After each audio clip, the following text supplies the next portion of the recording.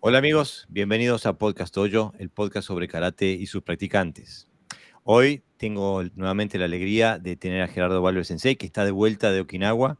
Y bueno, lo tenemos nuevamente en nuestro podcast. Vamos a hablar un poquito sobre su experiencia y sobre algunos temas que son vitales y esenciales en la vida del karateca, en el entrenamiento del karateca, en la formación del karateca. Así que bueno, ¿quién mejor que hablar con Sensei de la experiencia y la trayectoria de Gerardo Valverde Sensei? Gerardo Sensei, bienvenido al podcast. Muchas gracias. Después de un tiempito ahí de impas, volver siempre es un placer y sobre todo, bueno, conversar sobre lo que nos gusta, ¿no? Es decir, yo qué sé, yo no sé hacer otra cosa que karate y lo hago más o menos, así que cada vez que hablo aprendo, cada vez que escucho aprendo más todavía. Así que bueno. Bueno, Sensei es muy modesto, pero quisiera decir, bueno, que acaba de llegar de Okinawa, donde recibiste el octavo Dan, que en tu escuela en Kyudokan, que es una escuela, no quiero ni decir tradicional, es una escuela clásica del karate okinawense, que trasciende el tradicionalismo.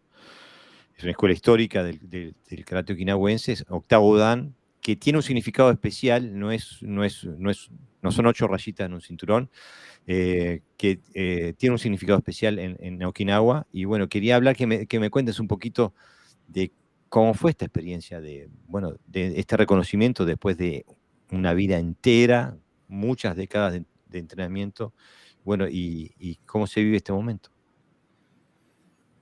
Obviamente que no sé más con octavo dan que con séptimo ni con sexto, digo. Yo creo que lo que te carga una categoría es la enorme responsabilidad de ajustarte cada vez más a la historia y ser más prudente a la hora de enseñar. Y al decir esto quiero decir que la prudencia indica de que mientras que antes uno enseñaba a diestra y siniestra, hoy tiene que angular un poco la enseñanza para que ésta se convierta en un legado y no en una diáspora, ¿no? Eso en primer lugar. En segundo lugar, sí, el octavo Dan es un halago al alma, pero sobre todo es un poco el reconocimiento eh, a una trayectoria y a que uno de una manera u otra ha profundizado en lo que es la escuela que uno hace, ¿no? Antiguamente se entregaba lo que se llamaba Meikyo Kaiden, que era cuando se le entregaba a alguien era como decirle, bueno, a partir de ahora tú conoces todo lo que es la escuela, todo lo que es el sistema, ahora está en vos saber qué hacer con toda esa información. Y creo que el octavo dan es ese punto, ¿no? Ya que las categorías de noveno y décimo son más bien a la filosofía del individuo, ¿no? A la conducción del individuo por la vida, por lo tanto la categoría es de Hanshi, quiere decir ejemplo. Sos un ejemplo.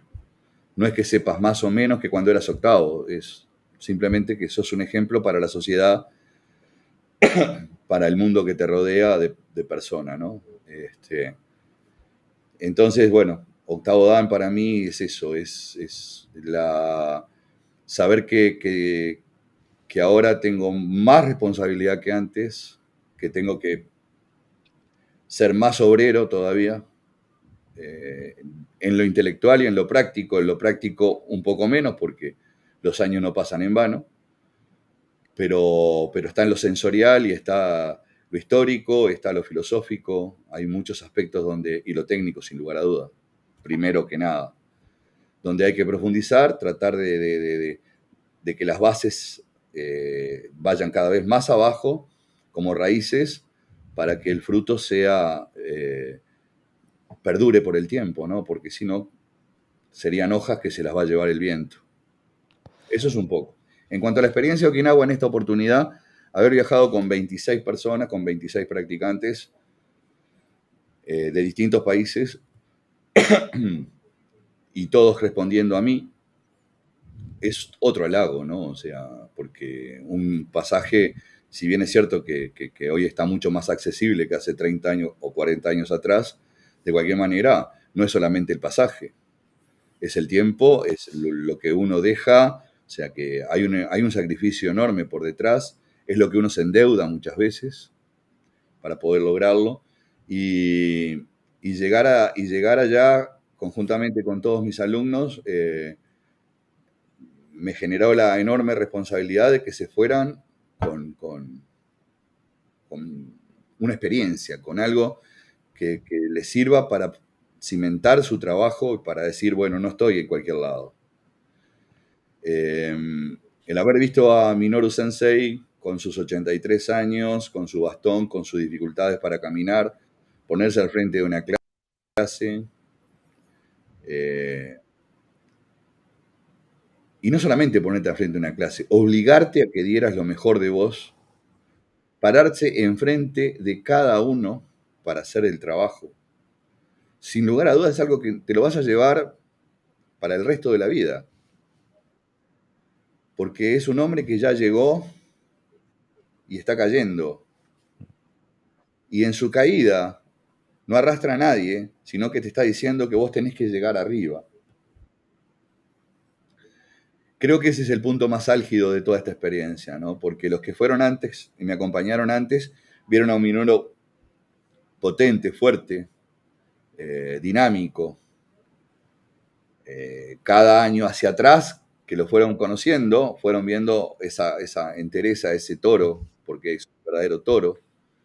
Y hoy vieron al abuelo, en todas sus características de tal, con todas sus performances de abuelo viejo. Y creo que eso es lo más importante, porque cuando alguien empieza a practicar y es joven, no piensa que va a llegar a esa edad. Pero cuando uno es joven y ve a esa edad que alguien está haciéndolo, dice que tiene un mundo por delante. Y se da cuenta de todo lo que le falta. De que no hay ego que valga ese trabajo. Entonces creo que al grupo le vino espectacular. Y por esa razón creo que valió la pena. Fueron 2 semanas intensas. Yo daba las clases de mañana en el Hombu Dojo y en la tarde tenían... lamentablemente el Hombu no se podía utilizar porque era mucha gente. Yo lo podía utilizar porque yo lo sé trabajar de otra manera en el Hombu Dojo, a pesar de que era la misma cantidad de gente, pero los senseis, tanto Minoru como Koyu, entendieron de que era mejor hacerlo en otro lado, y bueno, lo hicimos en gimnasio, lo hicimos en el Karate Kaikan, lo fuimos haciendo las clases en distintos lugares, y sin lugar a dudas, el hecho de que entrenaran conmigo en la mañana en el Hombu Dojo completó un poco todo lo que había sido la previa, o sea, porque a mí me gusta antes de cada viaje ponerles lo que más o menos van a ver para que sepan a qué atenerse en todos los sentidos, desde lo locativo hasta lo práctico. Así que por ese lado fue una experiencia redonda. Todavía no lo hemos capitalizado. En estos días ya pienso poner dentro del grupo nuestro que cada uno cuente su experiencia, cómo lo vivió, cómo ahora lo está empezando a potencializar. Porque siempre también en Okinawa reúno al grupo y conversamos un poquito, ya casi sobre el final del viaje, de qué es lo que está viviendo, cómo se siente. Hay mucha emoción generalmente en todo eso. Hay una profunda emoción que es lo que yo quiero, ¿no? Porque lo superficial no genera nada, lo profundo genera emoción. Y esto, para que realmente tenga un valor, tiene que ir a lo profundo de nosotros mismos, ¿no? Porque no es un dogma, no es una religión, pero es algo que compartimos como seres humanos. Y es a ese al que apunto, no al practicante, no al practicante, apunto al ser humano. ¿Qué le deja esta experiencia como ser humano? Y siempre eso es muy positivo, y esta vez también fue muy positivo, fue extremadamente positivo. Hubo muchos casos de conmovedores, porque cada uno tiene una vida y tiene una historia, y contarla frente a otros no es fácil. Y entonces, por ese lado también fue sumamente importante y por eso es que ahora quiero que se exponga al resto del grupo, que cada uno de los que participó, si quiere, detalle un poco qué es lo que sintió antes, durante y ahora que ha pasado ya casi 2 semanas. Y que el resto de personas que no tuvieron la oportunidad de hacerlo o que lo hicieron en alguna vez lo revivan. Y de esa manera, un poco cuando los ecos se empiezan a callar, queda ese silencio que nos hace contestarnos por qué estamos haciendo lo que estamos haciendo. Un poco es eso. Yo sé que los términos en los que voy a hacer esta pregunta no te van a gustar, pero los hago igual porque me parece que es necesario que la audiencia entienda el significado histórico de lo que está pasando. Y lo vuelvo a repetir, sos el cuarto extranjero que llega a octavo dan en Okinawa por un sensei okinawense de una tradición clásica del karate que se remonta a Tachibana, Itosu, Motobu, Matsumura, etc. Y también por El cuarto octavo dan de Kyodokan, Aikido. vamos a Sí, entendernos. sí, sí, por supuesto. Extranjero. Extranjero, exactamente. Y que aparte eso, junto a lo que ha sido tu trayectoria a lo largo de los últimos 50 años y tu perseverancia dentro del karate okinawense que te ha dado una posición especial. ¿Vale? Cuando la prefectura de Okinawa hace un libro sobre el karate okinawense, aparece tu nombre también. O sea, entonces, dado ese contexto, cuando vos hablas de historia y de legado, ¿a qué legado te referís? Bueno, yo tengo que hablar de mi escuela, que es lo que importa en este momento. Es al legado de Yuchoku Sensei, ¿no? Al legado de Minoru también, pero creo que la finalidad de la escuela Kyodokan es en profundizar lo que fue el que creó la escuela. Y el que creó la escuela no en base a sus ideas obtenidas a través de una quimera onírica, sino a través de una experiencia. Creo que Yuchoku en sí mismo obtuvo lo mejor del ti de Naja y lo mejor del ti de Yuri. Y si no fue lo mejor, fue lo más parecido. Y lo supo conjugar, y fue hábil. Y se dejó sacar la información por quien él quería que obtuviera la información. Yo creo que lo más importante de esto es que él fue formando 8, 9, 10 maestros, todos con una misma base, pero con una diferente identidad. Y yo, salvo, creo que con uno, entrené con todos. Vuelvo a repetir, ninguno de ellos fue mi maestro. Pero todos me ayudaron. De alguna manera, en el tiempo que me dedicaron, lo hicieron a conciencia. Y yo traté de capitalizar todo eso para entender mejor cuál era el verdadero legado del cual tú me haces mención y que es el legado de Yuchoku Higa y del Ti y de la escuela antigua. No hablo de tradicional, hablo de antigua. Y un poco es eso, es hacer perdurar eso. O sea, hacer mostrar que el karate es mucho más que tirar tsukis o patadas. Interpretar que un sotouke es mucho más que un sotouke, que un gedan barai es mucho más que un gedan barai, que una posición es mucho más que una posición. y trasladarlo, eso que es bien difícil y bien complicado, porque hay años de diferencia, hay años de práctica, y cuando uno lo trata de trasladar, me pasó a mí personalmente, me parecía que lo tenía ahí, que ya lo había entendido, y cuando llegaba a mi casa me daba cuenta de que me había olvidado el número de teléfono. Y tenía que volver. Y eso es muy difícil, trasladar ese tipo de enseñanza para que se convierta en carne y uña, para que sea parte, arte y parte de tu práctica, es muy difícil. Pero siempre tengo la esperanza de que aquello mismo que hizo Yuchoco en su momento, que no se terminó de plasmar, creo que se murió demasiado antes, no se abra, no se pierda, no se diluya. Porque de nada sirve formar un grupo de gente que no entendió que tenía que seguir unida en algún punto para que eso siguiera.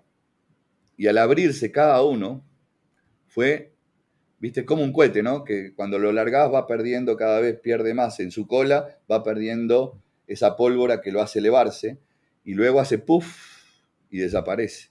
Y lo único que quedaron fueron las estrellitas esas hasta que también se diluyen. Entonces yo no quiero que ese karate sea ese cohete y que la enseñanza sea esas estrellitas que se diluyan en el aire, ¿no? Ese es un poco el legado que yo pretendo, que no es fácil, porque yo no soy un profeta ni soy un iluminado. Soy un individuo practicante de karate puro y duro y nada más. Entonces, digo, la gente cree en mí porque cree en mí, punto, no porque yo le vaya a prometer nada. Y lo único que le puedo decir es, ok, entrená de esta manera y tratá de aprender de tu propia experiencia. ¿Te parece, Sensei, de que corremos el riesgo de que el legado de Yuchoku Higa Sensei se diluya, se pierda? Yo creo que el karate en general, y lo voy a hacer extensivo con mi propio atrevimiento y a consecuencia y riesgo de mis palabras, está enfocado a eso, a que se pierda la herencia de los grandes maestros. Por muchas razones. En primer lugar, porque hay gente que no entendió, no le importa, y entonces lo único que le interesa es la cáscara, y no lo que hay adentro. Otros porque no tienen la capacidad docente para poder, y digo bien, la capacidad docente, porque no es para cualquiera la docencia. No tienen la capacidad docente para poder exponer y que se interprete el legado de tantos maestros, porque no estoy hablando solamente de Yuchoku Higa, estoy hablando de que él fue uno de los guardianes de la tradición, pero no fue el único. Hubo otros grandes maestros. Entonces el problema del karate, el problema que el karate enfrenta hoy en día es la muerte de los grandes maestros y el advenimiento de nuevos sucesores que son la división de la división de la división de la división. O sea que cuando arrancamos con un gran maestro, arrancamos con un 100%.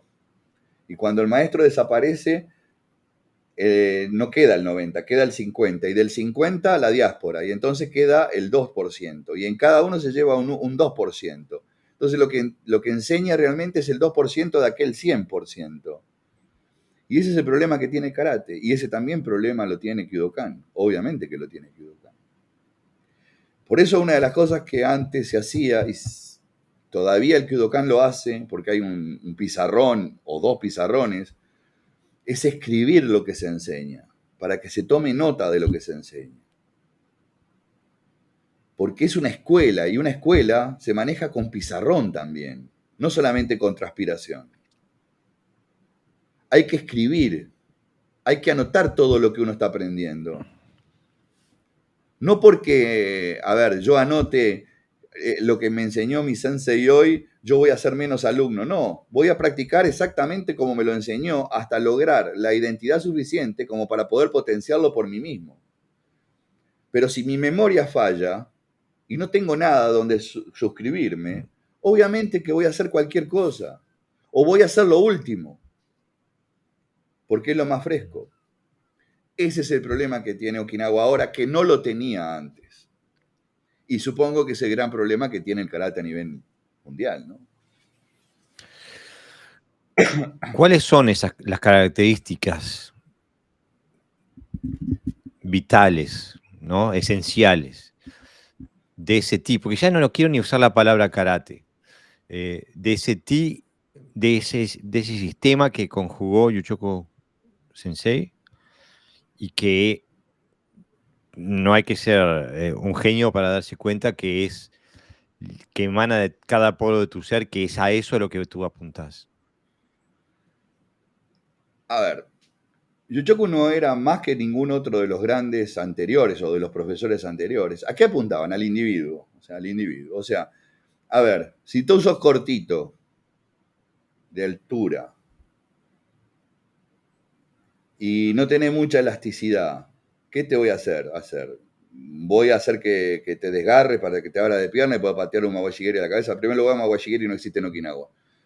Para que patees un keage, no, o sea, Yuchoku limitó su enseñanza a las condiciones de los alumnos, lo cual ya le aseguraba un cierto éxito. Eso ya es fundamental. Pero él, hoy por hoy, el karate, a ver si vos podés agarrar a dos alumnos y decirle, bueno, vos sos diferente a él, entonces yo a vos te voy a enseñar esto. No, te mandan a freír papa. O sea que hay cosas que se hacían antes que hoy es muy complicado hacerlas. Salvo que lo hagas, en el caso como yo, no cobro nada, elijo a mis alumnos, les enseño lo que yo creo que tienen que aprender y a cada uno le voy dando sutilmente, o no a todos, a algunos, le voy dando sutilmente una línea de trabajo. Una línea de trabajo. Eso es lo que hacía Yuchoku. No generalizó el karate, lo individualizó en un lugar general. ¿Ah? Y entonces, ¿eso qué va a dar como resultado? Y va a dar como resultado karatecas diferentes. Y vos me dirás, bueno, pero todos somos diferentes. Hay una clase de 20 personas, son 20 personas diferentes, estamos de acuerdo, pero todas están haciendo lo mismo. Ahora, una cosa es que seamos todos diferentes y estemos apuntando dentro de lo mismo a cosas diferentes. No sé si me explico o me entreveré No, te demasiado. explicas perfectamente. Estás diciendo que Sensei Yuchoku Higa apuntaba a que cada uno, desde sus cualidades personales, pudiera comprender el karate. Perfecto. ¿No? Entonces, ponele, yo tengo un alumno y a él le encanta hacer Sochin. Y yo le digo, seguí practicando Sochin, ¿te gusta mucho? Sí, pero ¿sabes una cosa? No deje de practicar Shion. ¿Y por qué? Y porque yo te veo alguna cualidad para que de Shion complementes ese Sochin que vos estás haciendo. Y vos dirás, ¿qué tiene que ver Sochin y Shion? Ese es tu trabajo. ¿Entendés que hay sutilezas que van más allá, que son parte importantísimo del docente, del poder diferenciar? Yo no te digo que vos no hagas el que vos querés, yo te digo que estudies porque te va a ayudar a entender ese que vos haces. Eso también lo hizo Yuchoku Higa. Entonces, más allá de tu práctica personal, que sabemos que es el centro de tu existencia, ¿ves tu papel principal como tu papel principal desde el punto de vista histórico o de administración de un legado como docente? No entendí muy bien O la sea, pregunta. ¿ves la docencia como una parte esencial de cómo vos mantenés y transmitís este legado? O sea, ¿cómo lo Sí, administrás? sí. Sí. Si no tuviera capacidad retórica, no tuviera capacidad física para demostrarlo y no tuviera intelectualidad, obviamente que no podría hacer esto. O sea, por eso yo soy y lo digo no peyorativa, nada de lo que yo diga me pone a mí como el centro de la cuestión, por lo menos que no lo interpreten así, aunque parezca que es así. Yo fui un privilegiado, llegué a Okinawa en el momento justo, a la hora indicada. en el momento que nadie me esperaba. O sea, que nadie se pudo preparar para que yo llegara. Eso se lo tengo que agradecer a los que no informaron que yo llegaba. Llegué en ese momento justo. Tuve al mejor traductor que se puede tener. ¿Ah? Porque entendía el pensamiento, porque hablaba Uchinaguchi, porque era okinawense, obviamente, y porque sabía traducir no lo literal, sino lo empírico, lo real, el fundamento. Que me dijo, anotate todo, porque todo esto capaz que no te lo vuelvan a repetir.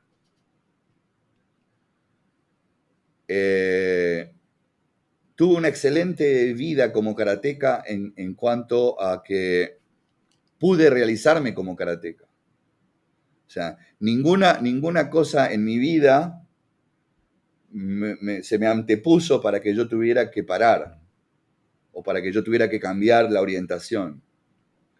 Es decir, que sin ser un docente profesional en cuanto a lo que es la parte universitaria, me fui formando como un docente natural, porque entendía de que a través de esa docencia yo también me estaba llenando. Si yo no sabía explicar lo que quería decir, ¿cómo podía hacerlo? Primero tenía que entender lo que yo estaba haciendo para poder explicarlo. O sea que fue lo verbal y fue también lo físico. O sea que también tuve un físico en su mejor momento que era muy bueno para que fuera fácil de interpretar. Es decir, si hay alguien que fue un privilegiado, bueno, ese fui yo. Eso no me pone como mejor que nadie. Me pone simplemente en un lugar, nada más. Sin más, sin más cuestiones, digo. Bueno, fíjate No que sé. yo entiendo tu posición, Sensei, pero fíjate que te digo siempre que estoy hablando siempre de un contexto histórico yo. Y lo hago, no lo hago con ningún otro. Cuando en este podcast yo hablo, traigo a Sensei y todo, en ningún momento hablo de su posición histórica. Porque el único Sensei que conozco de habla hispana que tiene sí una posición histórica, sos vos. Por todo eso que has dicho ahora, y aparte porque así lo veo yo, le guste a quien le guste,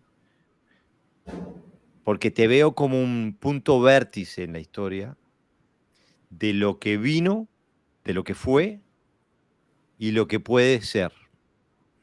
Este, por todo eso que acabas de decir, que sí tiene mucho mérito propio, mucho mérito de tu persona, porque gente con talento hay 10.000.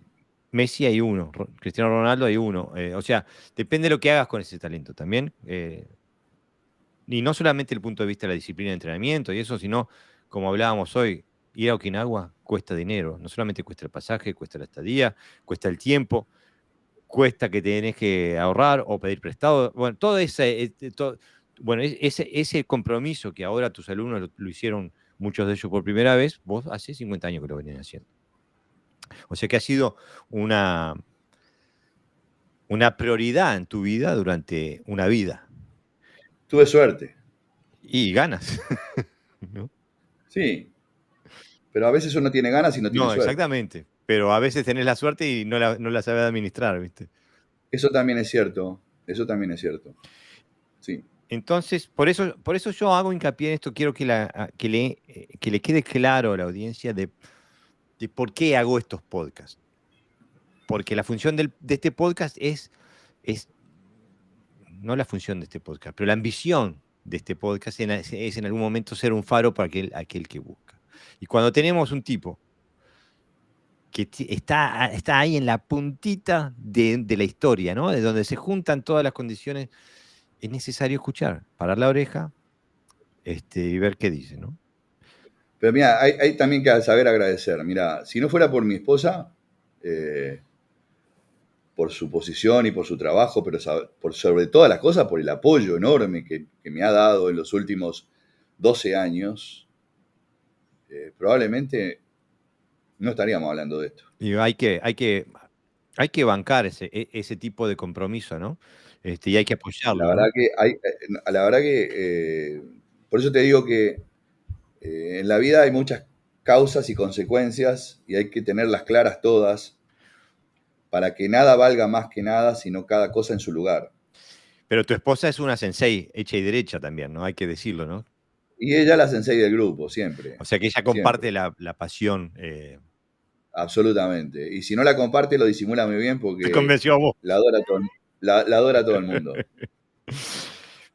En, en- en- en estos minutos previos que nos hablabas, nombraste a Sochin, nombraste a Gion. eh, y entonces, Chinti, sí, exactamente. Entonces, es lo que hace que, y te hago la pregunta porque es un tema que hemos discutido arduamente en el podcast en los últimos episodios, y que me gustaría que me des tu posición lo más profunda que te permita este formato, de cuál es la función del kata, ¿no? ¿Por qué tenemos kata y para qué tenemos que usarlo? yo te voy a decir un antes y un después. Yo practicaba kata como practicaba como parte, del bagaje que tenés que hacer en el... O sea, yo también fui parte del karate de las tres Mm. k hasta Okinawa. En Okinawa practiqué kata con todos los sensei que me quisieron enseñar, pero sobre todo uno, que era 25 o 30 centímetros más bajo que yo y me doblaba en peso, o sea que tampoco me eligió como un elemento parecido a él, sino como un elemento antagónico a él, me puso el shite por delante, shite como kata. Como practicaba kata con los demás, hice shite con él. No me corrigió nunca el shite, pero me dijo para qué servía cada cosa que hacía el shite. Entonces vos podrás decir, pero ¿cómo? ¿No te corrigió? No, no me corrigió. Él quería que yo me diera cuenta de las cosas explicándome el por qué. Si vos sabías la función, la forma iba a venir. Y eso me hizo ¡paf! En la cabeza. ¿Para qué sirve el kata? Es enorme el para qué sirve el kata. Sería un atrevido si yo dijera en amplitud para qué sirve el kata. El kata es individual. No hay dos Sochin en el mundo ejecutados igual, aunque parezca a la primera. Sí te vas a dar cuenta del que lo ejecuta como un elemento coreográfico. Pero cuando un practicante de dojo, ajeno a la coreografía del kata, ejecuta un kata, vas a ver al individuo y al kata como una sola identidad. El que logra pelear sin pelear haciendo kata está entendiendo lo que es el kata. Si bien hay cosas que hay que explicarlas dentro de un kata, hay que explicarlas. No hay que versear, sino explicarlas. Y para eso alguien te tiene que haber inducido al entendimiento. Hay cosas que se sienten cuando lo vas ejecutando. Hay sensaciones. El karate de Okinawa siempre hace hincapié en la sensación, en el sentir en la piel lo que estás ejecutando. Cuando vos practicás kakie, no es un elemento de fuerza contra otro. Hace poquito, justamente en Buenos Aires, haciendo kakie con un muchacho que era así de grande, con unos músculos así, 30 años más joven que yo, haciendo kakie, yo sin fuerza, porque yo lo trabajo sin fuerza como lo aprendí. Y a él se le estaban cayendo los brazos y me decía, pero es como si trabajara con 80 kilos arriba. Mm. ¿Entendés que todavía ahí te das cuenta de que falta el proceso ese de identidad, de enfoque? Cuando vos ejecutás el kata, hay un momento, o debería haber un momento, donde no existe nada alrededor. no hay nada, aunque esté lleno de gente. Vos estás dentro del kata. No ejecutás el kata te ejecuta a vos. ¿Ah? Entonces, ahora, claro, explicar esto es complicado porque es como que estás haciendo una alegoría de algo que muchos no lo pueden visualizar. El kata pasa, Entonces, el kata pasa de ser objeto, pasa a ser sujeto, pasa a ser. exactamente, exactamente. Ese es el contexto. O sea, si yo te puedo decir un Gedan Barai, puede tener muchas acepciones. Pero en ese momento que estás haciendo el Gedan Barai dentro del kata, ¿qué es? Ya no es que haya varias acepciones, que sí las hay. En ese momento, ¿qué es lo que vos sentís cuando lo haces? Ese es el verdadero importante objetivo del kata. Alguien puede escuchar esto y decir que esto es filosófico. Y digo, no hay nada más alejado de lo filosófico. Esto es práctico. Si no lo practicás, no lo vas a sentir. Tampoco te puedo decir, si lo haces 1000 veces vas a empezar a sentirlo. No. Si lo haces 10.000 veces, no. Si lo haces 100 veces, no. No sé. Depende de cada uno. Es cuando vos sientas que estás dentro del kata, ejecutándolo dentro. No es lo mismo operar al paciente que estar dentro de la operación, dentro del individuo operando. No es lo mismo operarlo desde afuera que estar dentro operándolo. Esto es algo alegórico para generalizar, pero esa es la idea. No es lo mismo hacer el kata como un elemento externo a estar dentro del kata viviendo el momento. Si bien todo kata tiene puntos de conexión entre un trabajo y otro, hasta estos elementos de conexión empiezan a tener valor porque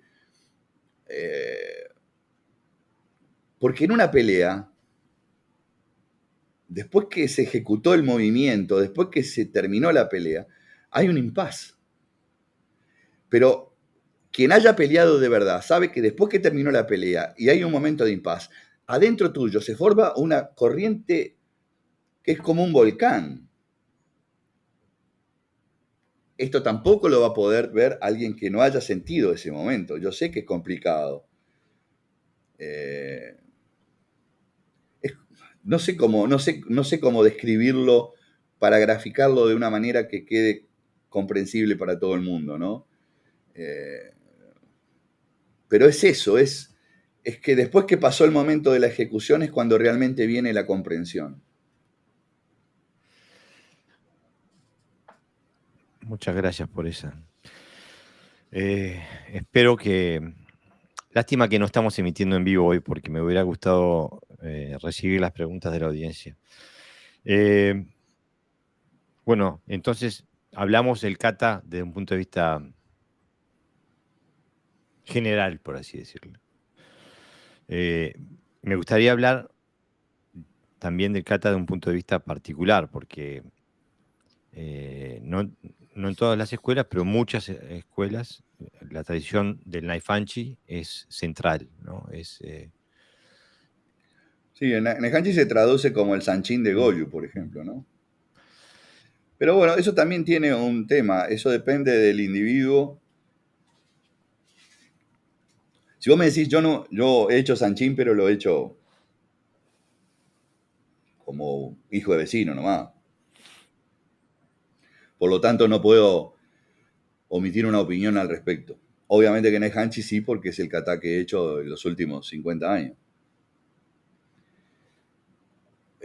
Para mí en el Hanchi tuvo también varias etapas. La primera etapa, que no me decía nada. Después una etapa donde me explicaron que era para pelear contra la pared, otra que era para pelear arriba de un barco, otra para pelear en un campo de arroz. Tampoco entendí nada. Y otra etapa, donde alguien vino y me prendió la luz del cuarto donde lo estaba haciendo y empecé a ver qué porquería estaba haciendo. Y lo digo en el mejor de los sentidos. Yo voy a decir, ¿cómo puede haber un mejor sentido si me estás hablando de porquería? Digo, no, la porquería desde el punto de vista de que no entendía nada de lo que estaba haciendo. ¿Por qué el Yujidachi? Explicá lo que es ¿Por el qué? Yoshidachi para... El paso que cruza por delante para pasar a la otra posición, ¿no? O sea Naihanchi, o sea Kibadachi, o sea Shikodachi, como cada uno lo Mm. practique. Y entonces cuando yo estaba haciendo ese movimiento así, me dice, pará. Y me agarró de los hombros y me hizo, ¡wuk! Así. ¿Y qué te pasa ahora? Y estoy mirando para el otro lado. Ah, quedaste mirando para el otro lado. Y claro, ahí empezás a ver, hay otra cosa, no es solamente una línea. Después me lo hizo hacer al revés, del último movimiento al primero. Después me lo hizo hacer para el otro lado. Después me lo hizo hacer cambiando de posiciones en un cuadrado. Después me lo hizo hacer cambiando de posiciones en un círculo. Y entonces dije, ¿y todo esto estaba dentro de esto?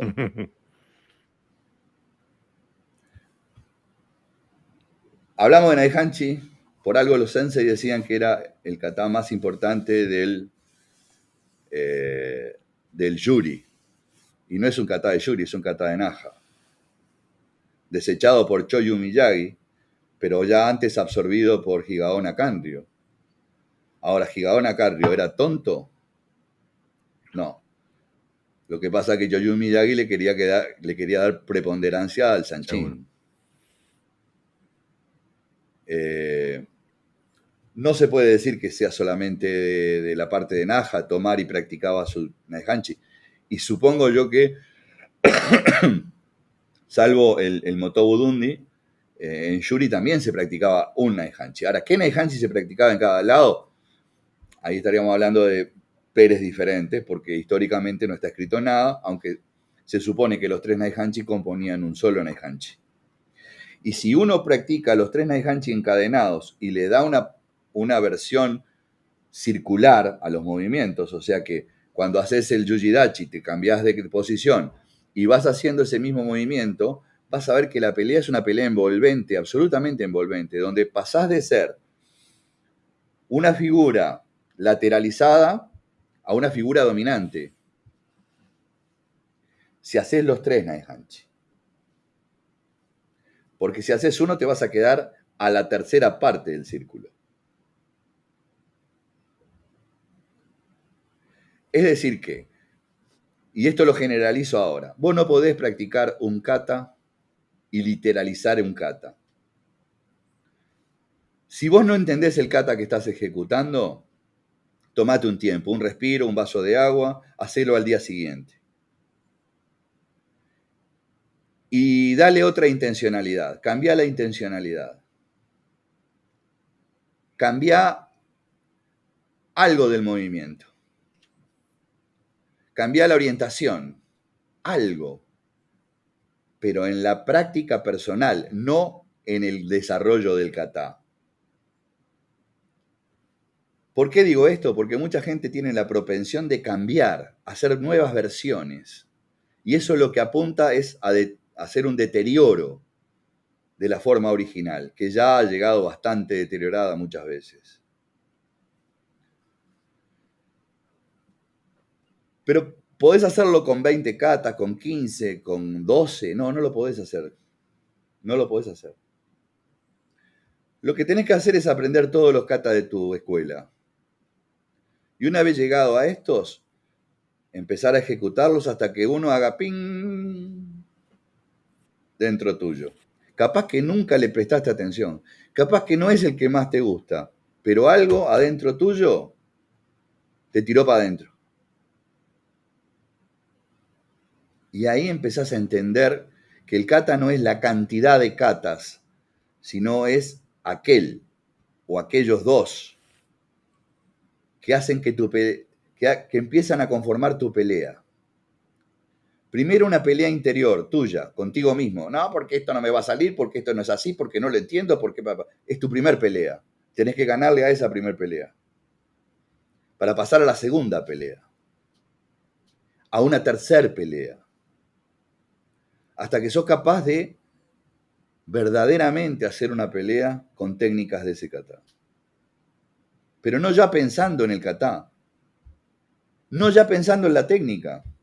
¿Qué quiere decir? Que te tragaste la técnica y al kata, te lo tragaste, te lo comiste, lo tenés adentro tuyo ya. Lo Es internalizaste. parte de tu bíceps, es parte de tu puño, es parte de tu cabeza, es parte de tu pensamiento.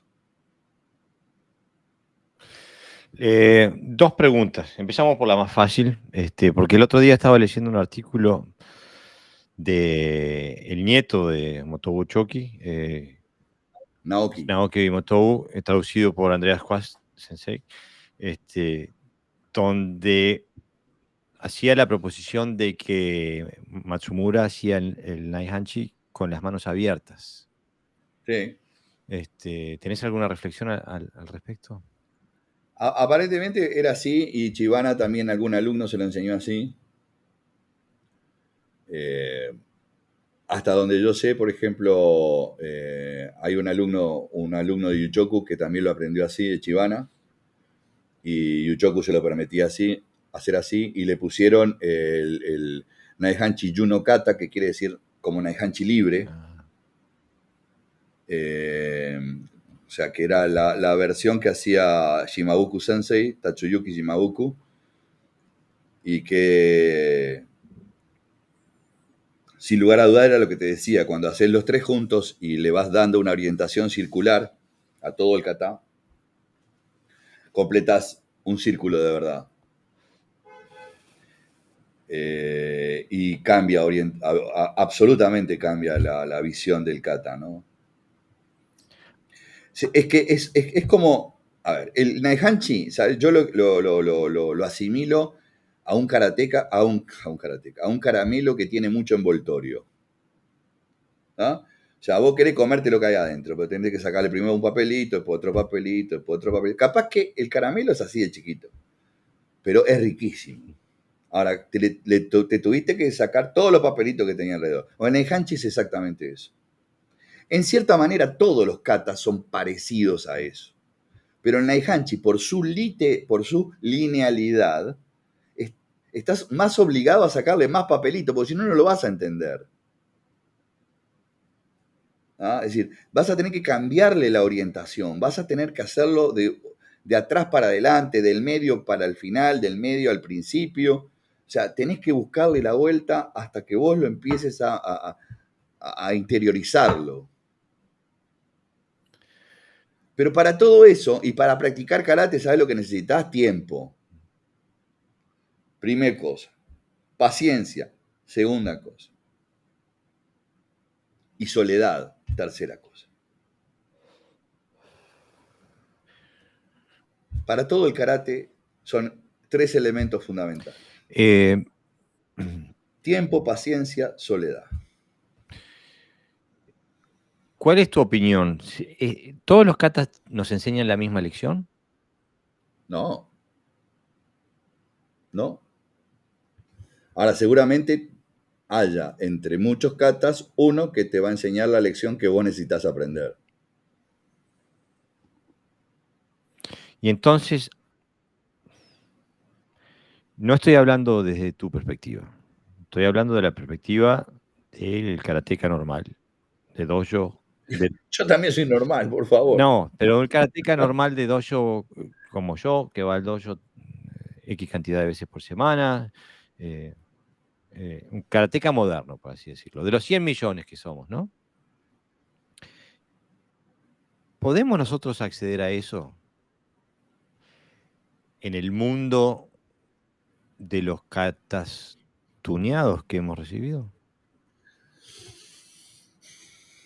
Es una pregunta. Yo pienso que todo el mundo puede hacerlo, sin lugar a dudas, sí.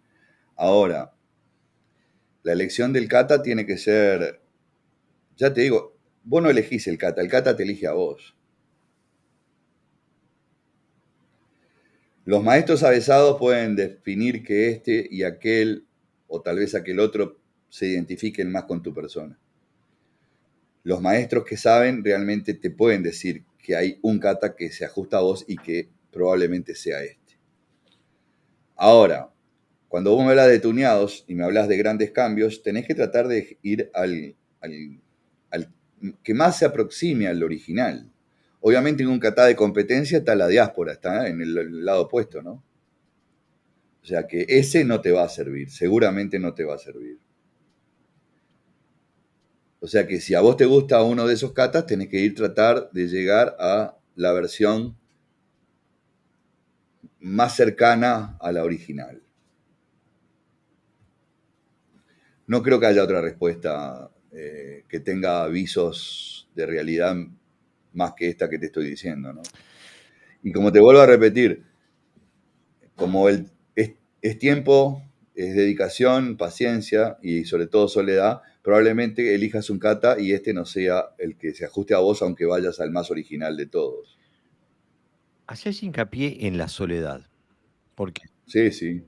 Porque es en la soledad donde vos escuchás al maestro. Es en la soledad donde vos escuchás al maestro, no en el bullicio.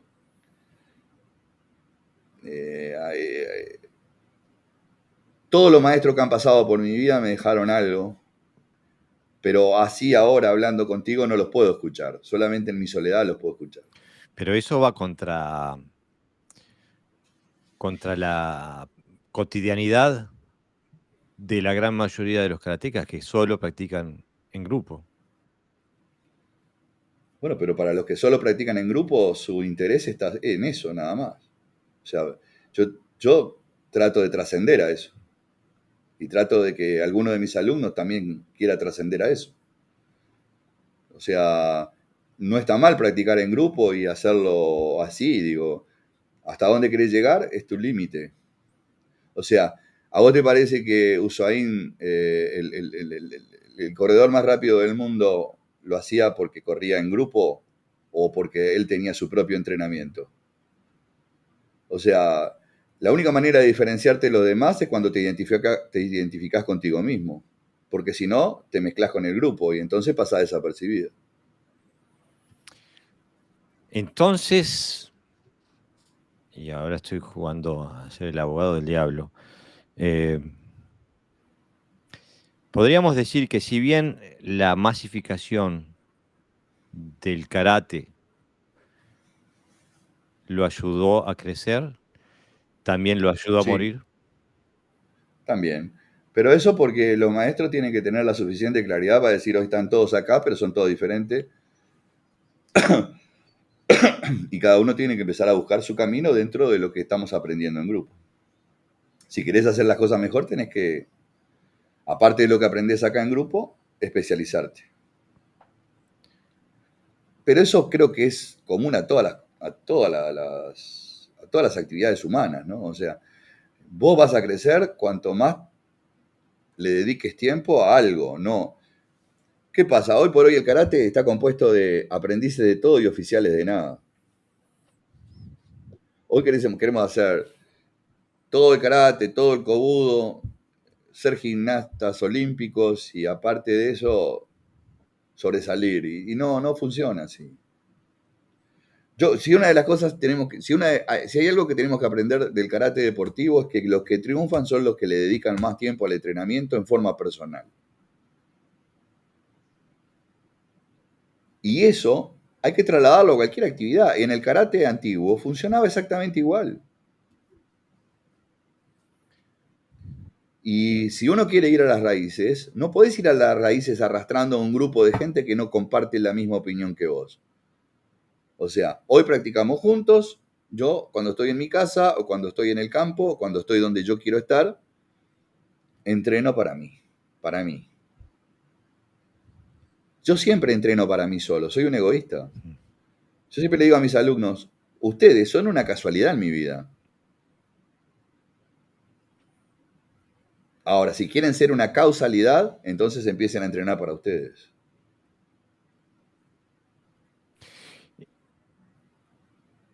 Me gustaría profundizar en dos cosas que tocas así, casi como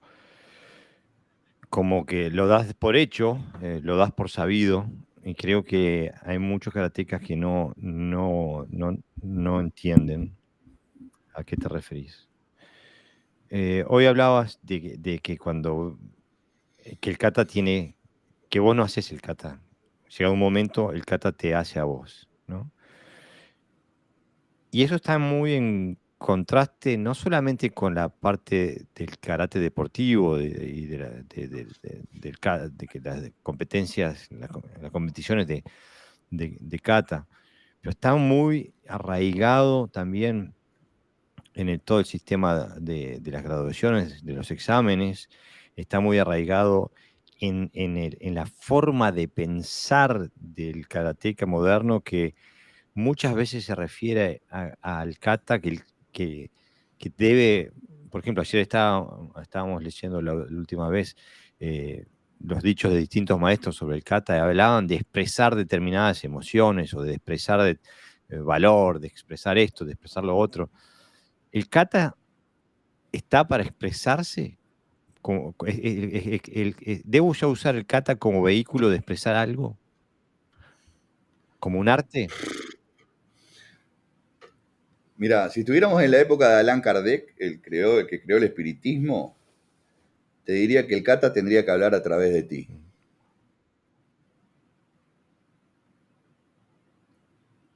Más o menos. O sea, si vos ejecutás el kata y pretendés que la gente lo entienda solamente porque vos lo ejecutás, no funciona. Capaz que te aplauden, capaz que ganás una medalla o lo que sea. O capaz que te sentís bien porque la gente te admira.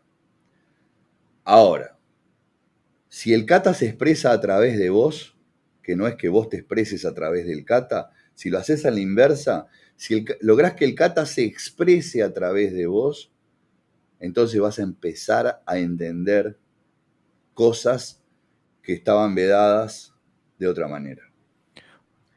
¿Funciona para todo el mundo así? No tengo ni idea. No tengo ni idea, la verdad que no sé. No. Si vos me decís, pero entonces, si todo el mundo lo hace, ¿lo va a vivir así? No sé. O sea, Yo te hablo de mi lo que me experiencia. estás diciendo es que el kata, en realidad, se comunica contigo. No está para Y que bueno, esa vos es te la comuniques con conexión. el público.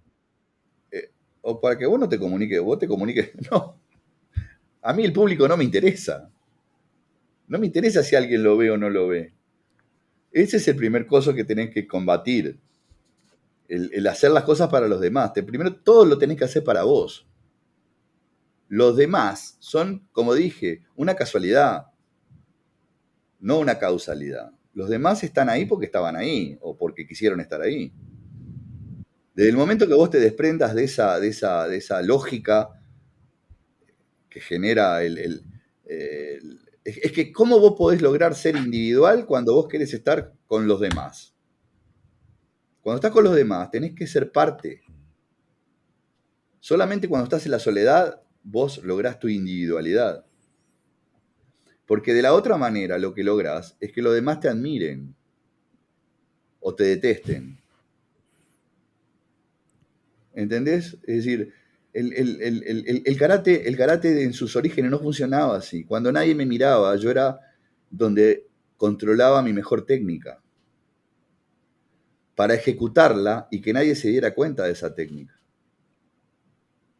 Y que nadie se diera cuenta. Ese era el objetivo. Ese era el objetivo del TI. Entonces, basado en esto, qué reflexión te genera la visión del karate como un arte? Como un Sí, arte, con la connotación estética de arte. no tengo idea, la connotación estética para mí hace años que dejó de tener validez alguna, ¿no? Ahora, con el arte, todo. O sea, eh, no imagino a un Van Gogh o a un Picasso o a nadie que se dedique a liberar su sentimiento y plasmarlo en lo que sea, ya sea en una piedra o en una tela o en la arena, eh, que no sienta esa chispa, ¿no? O sea, ejecutar un kata con chispa es hacerlo desde adentro. Por eso lo interesante de saber muchos katas es que te da la opción mejor dicho, lo bueno que tiene, y yo creo que ahí Yuchoku la pegó bien porque eligió 15 katas increíblemente cargados de emotividad para que cuando lo ejecutaras uno te agarrara y te metiera para adentro. Si yo te enseño 3, capaz que ninguno de esos 3 es es decir, estoy limitando. También me puede decir, bueno, pero hay 50 katas originales. Bien, pero Yuchoku eligió 15 originales, más 5 Pinan, más 2 Fukyugata, los cuales los elimino un poco, no porque no tengan valor, que sí lo tienen, pero son valor formativo. Ya cuando empezás a ejecutar katas completos, en el gran sentido de la palabra, obviamente que empezás a agrandar tu universo. Y esto es complicado de explicar. Cuando vos agrandás tu universo, es para que veas que el sol no es la única estrella, ni que vos sos la última Coca-Cola del desierto. ¿Ah? Y cuando agrandás tu universo, una de esas luces que son estrellas, que son soles, capaz que te ilumina más. Y entonces, ¿qué es lo que haces? Lo inversamente proporcional. Agrandaste tu universo para achicarlo y traerlo para adentro tuyo. Si vos te quedás en el universo grande, te perdés. Te perdés. Te confundís. No sabés cuál es la línea que tenés que seguir. Cuando esa luz te ilumina, agarrala y traela para vos. Y vuelvo a repetir, el karate se practica en grupo, pero es personal. Y siempre es así. Históricamente siempre ha sido así.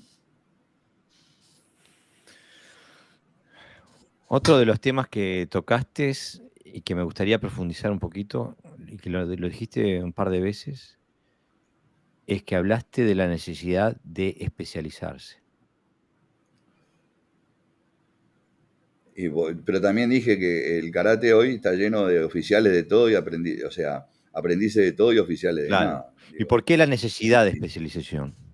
Y porque si no, ¿cómo vos podés ser individual si no lográs especializarte en algo?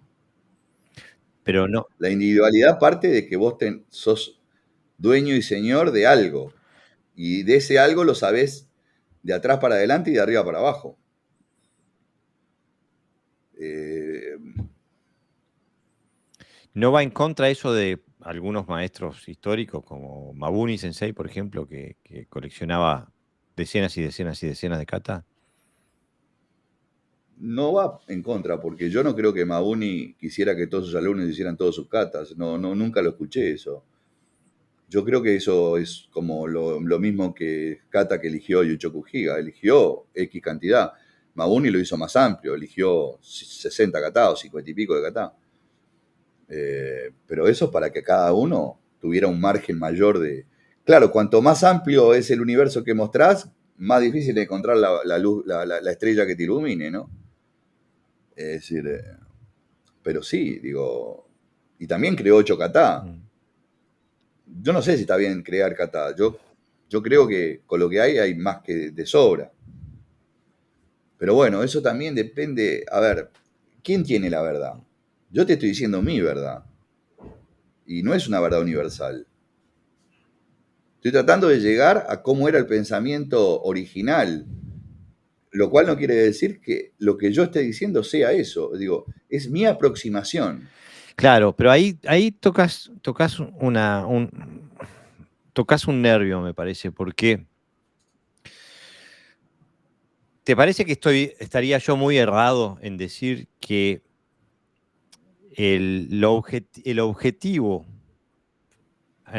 hacia el cual apuntaba, por ejemplo, un maestro, no solamente él, pero un maestro como Mabuni Sensei, esa generación, ese grupo de maestros, el objetivo que apuntaba era otro completamente distinto del que apuntaban los maestros más originales? Mira, yo creo que lo que hizo Mabuni en cierta manera estuvo bien, porque fue rescatar kata que se iban a perder. Él fue un bibliotecario de kata, coleccionista, ¿sí? en su interior habría que ver qué es lo que él pensaba sobre cuál era el kata de él, o cuál era su kata preferido, o cuál era aquel que lo había captado. Pero aparte de eso, él cumplió una doble misión. Aparte de ser un practicante de karate muy bueno, cumplió la misión de salvar para la humanidad un montón de kata que se hubieran perdido. Después la función, si lo superó la función y el ego y decidió crear más kata, bueno, eso es un tema aparte de la historia, ¿no? Pero en principio podemos decir que fue un rescatador de kata. Pero por ejemplo, Toyama no hizo eso, y Motou ni hablar, menos todavía. Y Funakoshi sabía 5 o 6 kata, después el resto lo mandaba a aprender o a Okinawa o a Mauni. Claro, justamente O sea que si vos razonás esto, casi todos los grandes maestros tenían un reducido grupo de kata. O sea que eso ya te puede dar una idea o pautar una idea de cuál era el pensamiento antiguo, ¿no? a eso voy, porque mira, hace muchos años, no muchos años, pero mucho tiempo, ¿verdad? Unos 2 años, una cosa así. Vos me dijiste una cosa que a mí me quedó picando. Me dijiste, y que incluso yo la cité en el podcast y la cité mal, así que ahora tengo la oportunidad de rectificarme. Que me quedó picando porque me dio un ángulo a cuál era realmente la visión antigua. Hablando de Choyo Miyagi, vos me dijiste que Yuchoku Higa Sensei dijo que Choyo Miyagi dejó de enseñar Ti cuando empezó a enseñar Goju Ryu. Claro.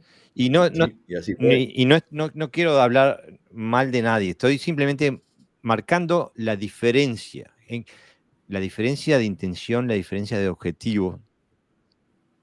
Entonces, ¿a qué te parece que se refería Yuchoku Higa Sensei al decir una cosa de esa envergadura? Y bueno, a que mientras que él eligió alumnos específicamente, algunos de ellos, como Yoatsu Kyoda, mismo, mientras que Higaon a cambio eligió a algunos alumnos como Yoatsu Kyoda, como Choyumi Miyagi, algún otro más que anduvo por ahí en la vuelta, y lo fue formando en su ti, en su forma, conjuntamente con Seiyo Aragaki y algún otro más que se me pierde, Kenko Nakaima y algún otro más. No había grupos. Entonces, en cierta manera, Miyagi Choyun sigue el lineamiento de Itosu para abrir el karate y decide conformar lo que luego se llamó Goju-Ryu, pero casualmente se llamó Goju-Ryu. Y yo creo que cuando casualmente se forma el Goju-Ryu, como Miyagi pretendía entrar en Japón, entonces dijo, bueno, este es el sistema, este es un sistema generalizado. Y a partir de ahí dejó de hacer un sistema personalizado.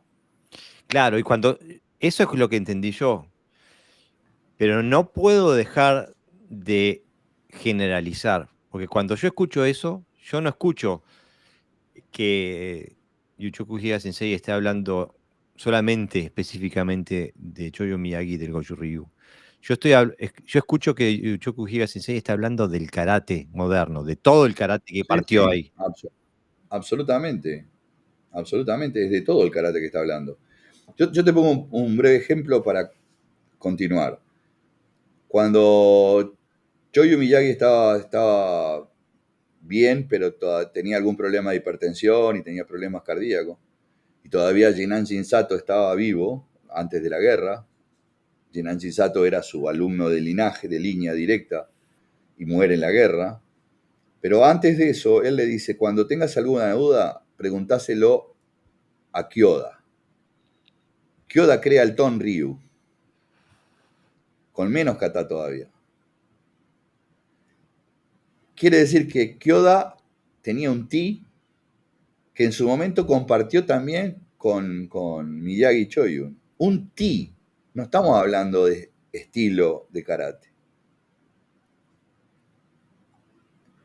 Cuando Yuchoku Higa va a practicar con Chibana, no va al Shorin Ryu o al Kobayashi Ryu, va a Chibana. ¿Ah? De ahí es que hay una diferencia entre los que eran alumnos anteriores al ingreso de Yuchoku Higa dentro del Kobayashi Ryu y a partir del ingreso de Yuchoku Higa con su visión del Ti que ya venía arrastrando. O sea que Chibana hace su Ti con Yuchoku Higa. Por eso es que si vos ves a todos los alumnos de Chibana, con poquita diferencia, hacen todo lo mismo. Que no es lo que hacía Yucho Higa. Que no es lo que hacía Yuchoku Higa. Y esto no lo digo en desmedro de ninguno, ni de Miyahira Sensei, ni de Yagi, ni de Nakasato Yugoro, o otros sensei que provienen del linaje de Chibana. No lo digo en desmedro, digo que simplemente Chibana capaz que no tuvo con ellos esa diferencia. O sea que no son culpables de lo que están enseñando, sino son culpables, son receptores de algo que Chibana lo dejó así. ¿Y eso no te parece que compromete el legado que recibimos los que pertenecemos a esa ala del karate moderno? Sin lugar a duda. Compromete, para mí, no es que comprometa el futuro del legado, compromete al individuo a buscar el legado. Vos podés verlo de dos maneras. Ok, nos dejaron esto, entonces nos vamos a morir haciendo esto. No, bueno, esa es tu decisión. Capaz que lo que te quieren decir es que a partir de lo que sabes, tenés que seguir yendo a profundizar. Bueno, entonces, Porque es muy fácil echar una culpa sin analizar. Por eso que existen los abogados defensores, existen los fiscales, existen los jueces. Es decir, a través de una única visión, angulamos una cosa sola. Ahora, cuando te dije que abrís el universo, la cosa cambia. Te podés quedar en ese universo abierto y te perdés. Tenés que tratar de volver a angular hasta donde encuentres esa luz que sea tuya, única y personal, que te alumbre a vos nada más. sí, no estamos buscando culpables de nada, ¿no? Estamos intentando comprender. Pero entonces, Lo que pasa es que sí. a veces suena, es muy difícil entender a los maestros. Es muy difícil saber lo que querían de sus alumnos. Era muy difícil para los alumnos saber lo que quería el maestro de ellos. Y sí, aparte hoy hay maestros que se contradicen entre sí, ¿no? O sea, los maestros no estaban de acuerdo en todo. Había un montón de cosas. Y no, y bueno, lo que pasa es que también entraron en juego otros valores. Entró en juego la economía, entró en juego que el karate fuera una forma de vida. Entonces, eso trae aparejado otros Pérez. O sea, es muy complejo, la madeja está muy enredada. Hay piolines que están atados y que están dentro de la madeja. Entonces, eso es lo que lo hace complejo. Ahora, si en tu mente vos te olvidás de la madeja y te olvidás del hilo y te olvidás de la lana y vas yendo a los focos, capaz que la cosa empieza a solucionarse y a aclararse. Ahora, si vos seguís enmarañado en la madeja y querés tirar del hilo y te vas a encontrar con que hay un nudo y ese nudo te lleva a otro hilo que es de otro color y entonces te vas a perder en ese universo del cual yo hablaba, ¿no? O sea, a buscar el porqué, el por qué pasó eso, más que el por qué hicieron eso. ¿Por qué quisieron esa confusión?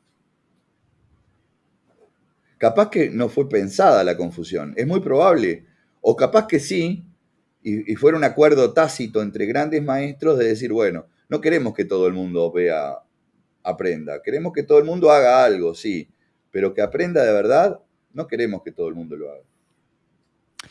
Hoy vi un artículo también de Motobu Sensei, también traducido por Andreas Quast, sobre el partido de los obstinados, Los obstinados, sí.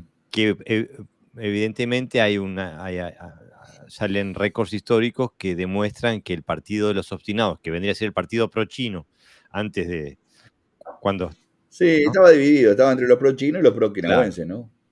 Eran los claro, anti-japoneses. exactamente.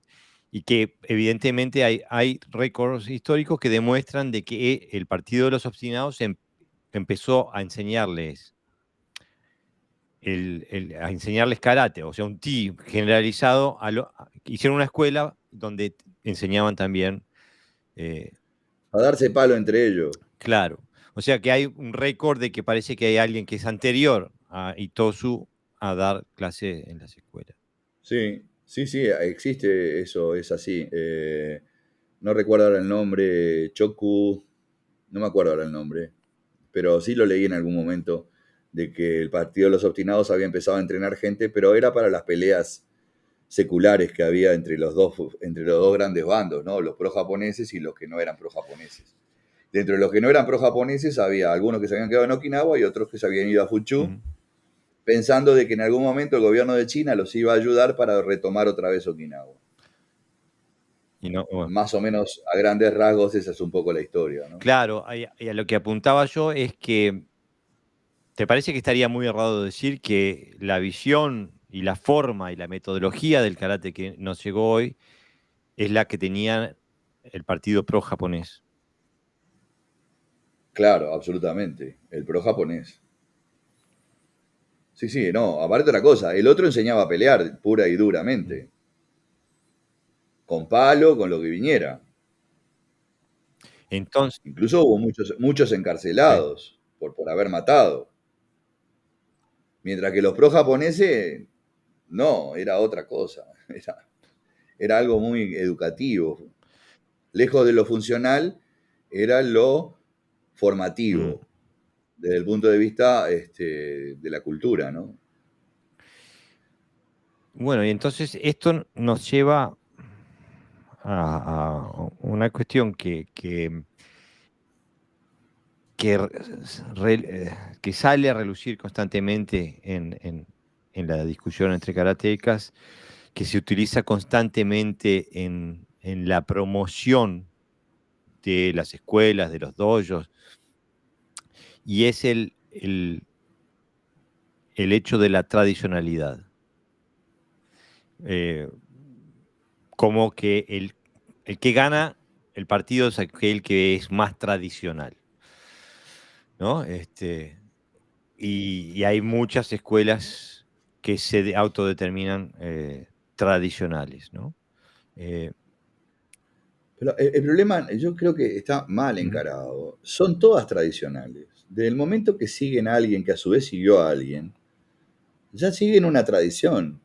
Ahora, que esa tradición conlleve al ejercicio de de la búsqueda histórica, de la búsqueda del origen, de la búsqueda del por qué, es otra cosa distinta. O sea, no hay que pelearse porque digan tradicional. No, no. O sea, la gente que se separó de Oyama cuando Oyama se murió, Oyama, y Kyokushin de Oyama, se dividió en 70 Mm. grupos. Y todos son tradición de quién? De Oyama. Pero Oyama también es tradición, porque tiene la tradición, un pedacito de Funakoshi, un pedacito de Yamaguchi, un pedacito de un coreano, que había sido alumno de de Choyu Miyagi. O sea que, ¿por qué decir que no es tradición el Kyokushin? Es un karate moderno, sí, pero también tiene una tradición. O sea que no hay que pelearse con la tradición. Claro, Hay que interpretar que es una tradición que apunta a un periodo cortito de la historia, a un periodo reciente de la historia. ¿Es tradición? Sí, es tradición. ¿Se prolonga en el tiempo? ¿Hacia atrás? No, no. Es confuso. No se puede seguir un hilo conductivo correcto, porque entre aquello y esto que hoy se llama karate tradicional hay un abismo de distancia. Pero ¿es una tradición cortita? Sí, es una tradición. Ahora, por eso yo dije, hace años que dejo de llamar a mi forma de enseñar tradicional. Yo trato de que sea una búsqueda del karate o del ti original. Trato que quede con mayúsculas y en negrita. Trato. Eso no quiere decir que lo consiga o que lo esté consiguiendo. Quiere decir que es una búsqueda personal, que trato también que trato de que trascienda a mi persona y se haga carne en otros. Claro, Porque para mí, por eso es que Kyudo Mugen, el estudio no tiene fin. Por eso es que esa es la gran frase del karate para mí. Porque el estudio es profundizar no solamente en la técnica, sino en la historia, que es la que tiene que tratar de encajar la técnica en periodos y sobre todo hacerla parte tuya. claro. Yo comprendo completamente lo que me estás diciendo, Sensei. El tema es que no es la forma en que se usa esa definición, tu definición me parece la más sana y la más correcta. Se usa como, porque nadie dice, yo entreno Wado Ryu tradicional. No. Dice nada más que tradicional, apuntando a una conexión con el pasado. Nadie te dice que es Pero un pasado limitado. a ver, vos podés comer todos los días arroz e imaginarte, hoy esto es puchero, y comes al otro día arroz y hoy son milanesa con papa frita, y al otro día comes arroz y hoy son, yo qué sé, croqueta de carne. O sea, vos podés comer arroz todos los días e imaginarte lo que quieras. Y bueno, y te va a llenar la panza porque realmente te estás mandando algo para adentro. Ahora, eran croquetas, eran milanesas, era puchero. O sea, cada uno come lo que quiere comer. Y está bien. Claro, pero tú ahí apuntas al abismo que... ¿Vos qué me querés hacer decir? Vamos a empezar por... No, no te quiero decir nada, quiero explorar una línea de ideas, porque me interesa de que queden los puntos sobre las IES, ¿no? Porque tú ahí estás apuntando a una clara diferencia entre una realidad objetiva y una realidad subjetiva. La realidad objetiva es que estoy comiendo arroz todos los días. La subjetiva es que hoy como croquetas, mañana puchero y el tercer día milanesa. Ahora, ¿no te parece que sería más sincero apuntar a qué tradición yo sigo? Este, que, que si yo dijera, yo sigo la tradición de Otsuka Hironori Sensei. A que decir, yo entreno karate. Si quieres entrenar karate tradicional, tenés que entrenar conmigo. Bueno, a ver, vuelvo a repetir, eso es un tema que lamentablemente no hay forma de luchar contra Porque tú eso. no dices, tú en ningún momento decís, yo entreno Kyudokan tradicional. No, No, tú dices, yo apunto a transmitir el legado de Uchoku Higa Sensei. intento. Claro. Pero eso es una gran diferencia, porque cuando vos decís eso, no solamente que dejas bien clarito cuál es el objetivo, pero también lo haces con un grado de humildad, porque estás diciendo que estás trabajando con un alto nivel de responsabilidad para intentar mantener un legado. Te quiero Sí. cortar ahí, hacer un... Yo de humilde no tengo nada. No lo tuve antes, no lo tengo y posiblemente no lo tendré. Y te voy a contar una anécdota ¿Mm? pequeñita. Sobre el tema de la humildad, un día escribí un artículo.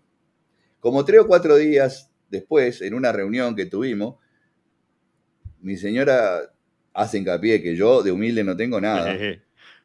Y a uno se le ocurre buscarlo, la palabra, el significado, la palabra humildad en imágenes en el Google. Y aparece el Papa, la Madre Teresa y yo tercero. Sos Te lo el juro. cuarto octavo Dan y el tercero en humildad. El tercero en humildad. A ver, dio la casualidad que había escrito un artículo y que el Google lo mandó ahí tercero. Entonces dije, ¿viste cómo yo soy humilde? A ver, no se trata de humildad. no se trata de humildad, se trata de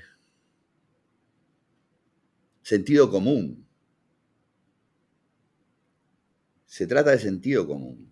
Yo creo que por ahí pasa todo. Se trata de no ser necio. Porque yo puedo estar equivocado un 100%, un 90%, un 85%. Yo puedo estar un 1% y ya estoy equivocado en un 1%. Reconocer eso es crecer. ¿Ah? Es decir, pero vuelvo a repetir, si vos querés comer arroz y creer que estás comiendo el mejor manjar del mundo, está en vos.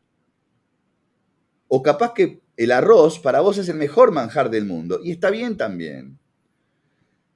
No se puede hacer cambiar de opinión a la gente si ésta no quiere ya no cambiar de opinión, sino usar el sentido común. Porque tampoco se trata de que esta conversación pretenda cambiar No, la opinión de la en gente. absoluto, en absoluto. ¿Ah? Lo que, Ni tampoco que estamos hablando mal de nadie. Si vos me preguntás, ok, el karate de Okinawa entonces es el mejor karate, es el más... No, ¿qué va? El que yo conocí está lejísimos. Y supongo que si hubiera ido en lugar de hace 30 años atrás, a 60 años, el karate de esos 30 años estaría lejísimos también. Entonces, ¿pero qué pasa? Si yo me hubiera quedado solamente con eso, si no me hubieran mostrado que había otra cosa, por lo menos mostrado la punta de la baraja, y hoy yo capaz que diría que estoy haciendo karate tradicional. pero no lo Y no decís. estoy haciendo karate No, tradicional. no lo decís. Y a eso me refería yo con humildad. Capaz que no es la palabra correcta, pero tú no dices, yo soy, si quieres entrenar el karate de Uchoku Higa, tenés que entrenar conmigo. No, Dices, no lo diría porque se me caería la cara de vergüenza. claro, dices, apunto, intento, no sé si lo logro, pero intento, Comprenderlo primero. exactamente. Y en el karate estamos llenos de... A mí me extraña, ¿no? En el karate estamos llenos de anunciados categóricos, en blanco y negro. No hay matices muchas veces. Ve, pero en eso sí, ahí está. Mientras que los okinawenses fueron okinawenses y no quisieron ser japoneses, no tenían ese problema. Por lo menos no en gran escala. El japonés, en su momento, sobre todo cuando el nacionalismo estaba exacerbado, no hoy, sino cuando estaba en su apogeo, el japonés, como el nazi en su momento, se creyó que era o esto o nada. O sea, todo lo que está por debajo de esto no existe. Y eso se trasladó, y sobre todo al ámbito universitario. Y los primeros grandes maestros, yo diría los primeros instructores que salieron, no grandes maestros, ¿pero de dónde provenían? No provenían de un dojo privado que habían entrenado con fulano, no, provenían de las universidades, con un nacionalismo exacerbado, a pesar de que habían perdido la guerra, pero igual, el último, la última perla de un pobre es el Mm. orgullo. Entonces, el orgullo fue lo que les quedó. Y ese orgullo lo extrapolaron. Lo extrapolaron al extremo enorme de que cada instructor se convertía en un semidios. Exactamente. Porque te cascaban, porque el terror también funcionaba. Entonces, no preguntes, pumba, hacelo, pumba. Te corrijo con vara de mimbre o te corrijo con un shinai. No con una explicación porque no la conozco o porque no tengo ganas, no se me canta decírtela. Y esos lodos trajeron estos barros, esta confusión. Se sigue a un tradicionalismo irracional. Irracional y carente de fundamento muchas veces.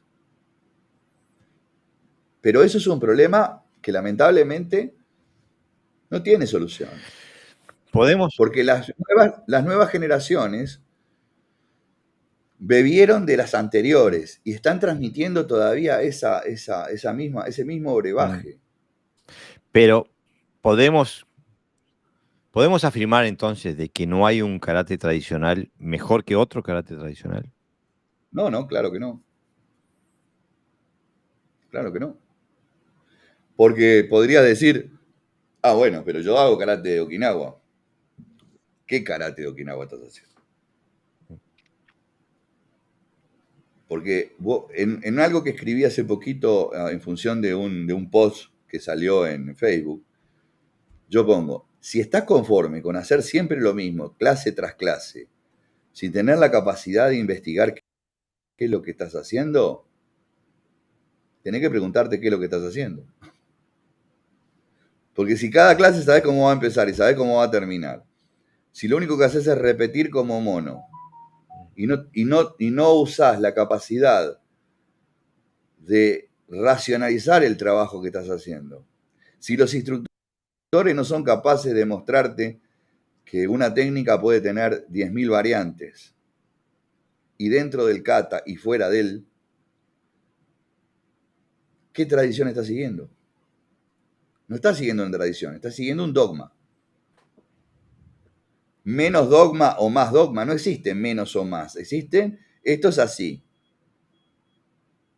En Japón, en Okinawa, en Corea o en Tasmania. Ese es el problema. El problema es la limitante que muchos instructores tienen a la capacidad intelectual o de profundización de los alumnos.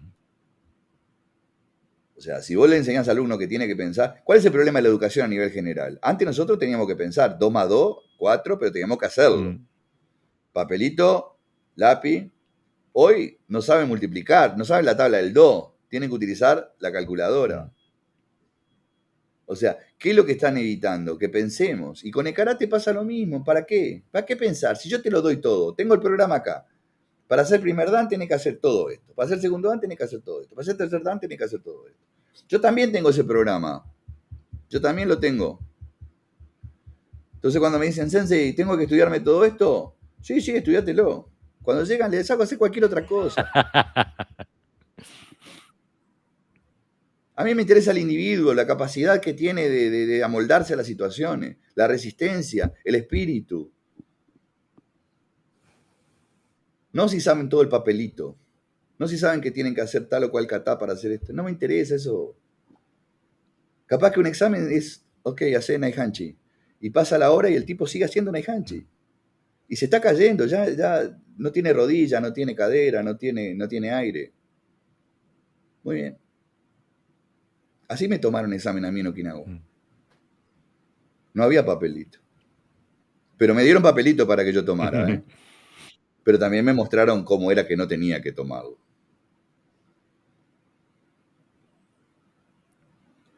A ver, yo tuve suerte. No, de eso estamos completamente de acuerdo. Lo que yo intento constantemente es trasladar tu experiencia, tu vivencia, a cómo emularla en la realidad del 2023 fuera de esa conexión que tenés vos. No, no lo intentes, no te desgastes. No, a ver, una tribuna pública como esta puede brindar elementos, pero si vos fijate que en tu clase tenés unas limitaciones brutales para que la gente comprenda, en tu clase, con tu gente, con la que vos formás, con la que vos convivís, y tenés problemas para que te interprete, ¿cómo con alguien que te escucha vas a poder hacer que, no que cambien, sino que amplíen su visión?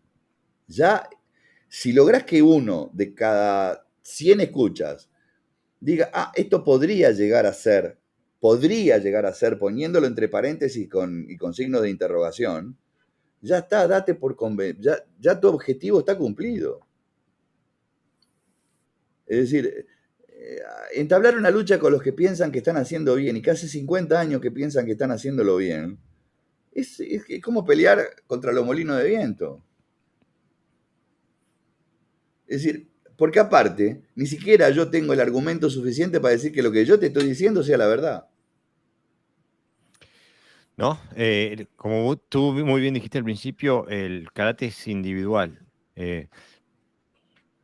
pero creo que sí se podría pedir que se comunicara de forma más cuerda. Eh, Sí. este, Yo creo que la idea principal es que todo el mundo sea capaz de volcar una experiencia personal que tenga la posibilidad de generar una enseñanza. Si vos le preguntás a alguien, ¿y tenés una experiencia que me pueda enseñar algo y no la tiene? Entonces, está amigo como siempre. seguro, una de las razones por las cuales yo te hago estas preguntas, de todo lo que hablé hoy, no solamente sobre el karate tradicional, porque cuando hablo del karate tradicional, no me estoy refiriendo, y lo dejo bien claro, no me estoy refiriendo al karate original o los dojos que practican ese karate. Me estoy refiriendo a donde provengo yo. Me estoy refiriendo a las cuatro escuelas principales de la Asociación Japonesa de Karate. Me estoy refiriendo al Shito, al Wado, al Shoto, al Goju. Me estoy refiriendo al karate japonés. Pero una de las de las razones por las cuales yo te hago todas estas preguntas, no es para decir esto es mejor que lo otro. Lo que me interesa sí es documentar la posición de una persona en tu posición, que ya establecimos que es una posición única, por todas las razones que hablamos hoy, sobre cuál es la situación en la que estamos hoy. Por ejemplo, una de las preguntas que quiero hacerte, desde el punto de vista del karate original, si es si es el karate o el ti de Matsumura, no lo sé, pero es un karate que tiene raíces profundas en el karate histórico okinawense. Por ejemplo, una de las cosas que he notado eh, por mi propia experiencia es que hay buena parte de las prácticas que tenía, que yo ya no las hago, pero que hay buena parte de las prácticas que aprendí y de las prácticas que he visto, no solamente en mi propio estilo, en mi escuela, sino en otros. Mira, yo te voy a dar un ejemplo. Acá, de vez en cuando en Dinamarca, nos juntamos los veteranos del karate danés a entrenar juntos. La gran mayoría son Shotokan, pero hay Goju, hay Wado, Shito hay muy poquito. En el vestuario, después de entrenar, cuando nos vamos a duchar, vos ves la gran mayoría, todos con la doble cicatriz en cada nalga de la operación de que le pusieron prótesis en las dos caderas o prótesis en las rodillas. Entonces, es evidente que hay algo en la forma en que entrenamos y practicamos nuestro karate que daña nuestro cuerpo, por ejemplo. Va por mal puerto conmigo Sí, ya sé que a vos te cambiaron una y te... y voy por la Sí, otra. pero hay que hablar también de tu hiperflexibilidad, etcétera, etcétera, que creo que tiene mucho que ver con eso. ¿Pero es algo común en Okinawa ese tipo de operaciones? No tengo idea. La verdad, honestamente, no tengo idea. Que yo sepa, no, nunca nadie me ha dicho, pa, yo soy operado cadera o te estaría mintiendo si te dijera si es común o no es común. Como, no sé, la verdad que no lo sé. No lo El sé. karate, No lo sé. entonces, de- ¿tiene una parte dañina? O sea, ¿tiene una parte de la práctica que daña nuestro cuerpo? Más allá de lo que A hagamos. ver, el karate Mm, el karate en sí como mm, tal, no, como vos lo practiques es un mm. tema. O sea, por ejemplo, yo hago makiwara y me encanta el makiwara y adoro el makiwara y le pego a lo que venga con makiwara, pero pasé un proceso donde lo hice muy mal, hasta que llegué a hacerlo mejor. Pero yo le veo las manos a Morio Gigaona, por ejemplo, y digo, yo no quiero tener esas manos. Ni siquiera estoy seguro de si eso es mejor a lo que yo he hecho o a lo que hacía Yuchoku. Creo que no. Entonces, vos deteriorás tu cuerpo por varias razones. Una, porque tenés una predisposición especial para que se deteriore.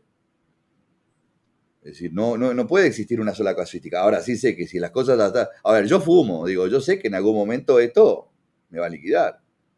Ahora, yo soy consciente de eso. Digo, esa es una realidad. Es decir, lo mismo, o sea, tenía, yo qué sé, buena flexibilidad, pero sabía que hacer abuso de eso algún día me iba a pasar la cuenta. Ahora, yo como karateca necesitaba tener una abertura de 180 grados. ¿Para qué? Pero quería, me gustaba. Era parte de mis exhibiciones. Entonces, como dije, aquellos lodos traen estos barros. O sea, no es un tema si es el karate japonés o es el karate okinawense. Yo creo que el problema está en el individuo, cómo lo practica. A mí me decían, no, porque hacer makiwara como vos lo haces te va a traer problemas, te va a traer deterioro en las manos. Yo no tengo ningún deterioro en las manos. Ningún deterioro en las manos. Y empecé haciéndolo muy mal. Pero empecé a hacerlo mejor. Y con un objetivo. El problema es hacerlo sin... Todo lo que hacemos sin objetivos, o con objetivos cortos. Y al hablar de cortos digo, o sea, como dije, la flexibilidad la usaba para mostrarme en una exhibición, por ejemplo, o para hacer que mis alumnos me admiraran. Es un objetivo corto. Porque ahora a los 64, olvídate, chau Pinela. Ahora, cuando el objetivo trasciende al individuo, trasciende al tiempo, y y justamente busca la perfección o la casi o la cuasi o la quimérica perfección, entonces no lo vas a hacer mal. Porque el mismo proceso te va a ir enderezando el camino. De la otra manera no, porque es alocado. Es hacerlo por hacerlo. Es como que vas a contraviento y marea contra el tiempo. Y todo eso la vida te lo cobra. Como en cualquier orden de la vida, ¿no? El exceso sin sentido, el exceso por exceso mismo, la vida te lo cobra. Entonces, el karate es... Ahora, claro, si uno mira cómo eran los entrenamientos que nosotros hacíamos hace 50 años atrás, con toda la versión japonesa, con toda la versión universitaria del comerse al mundo en 5 años, obviamente que eso es malo, malo, pero malísimo. Yo creo que en ese aspecto Okinawa no era así.